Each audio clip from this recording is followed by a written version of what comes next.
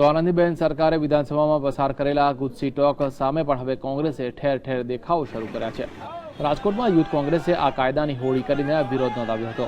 Youth કોંગ્રેસે જણાવ્યું હતું કે આ કાયદા અંતર્ગત ગુજરાત સરકાર પોલીસને બાદમાં રાખીને પોતાના કામો કરાવી રહી છે। પોલીસ માત્ર ગુજરાત સરકારના ઇશારે જ કામ કરીને કોઈ પણ નિર્દોષ લોકોને પણ કાયદા હેઠળ સંડોવી શકે છે। કોંગ્રેસે સરકાર પર હિટલરશાહી ચલાવવાનો પણ આક્ષેપ કર્યો છે।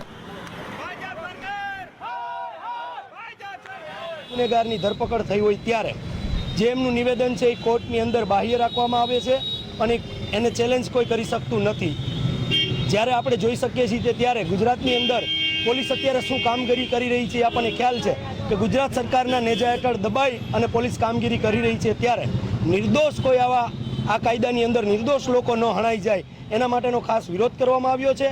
અને ખાસ કરીને જે હિટલરશાહી ગુજરાતમાં ચાલી રહી છે કે જેથી કરીને પોલીસ દ્વારા તમામ જે પ્રયોગ કરી અને આવા કાયદાથી સમગ્ર લોકોને ભયભીત રાખવા અને એનું કામ કરાવવું આ ભારતીય જનતા પાર્ટીની ચાલ છે।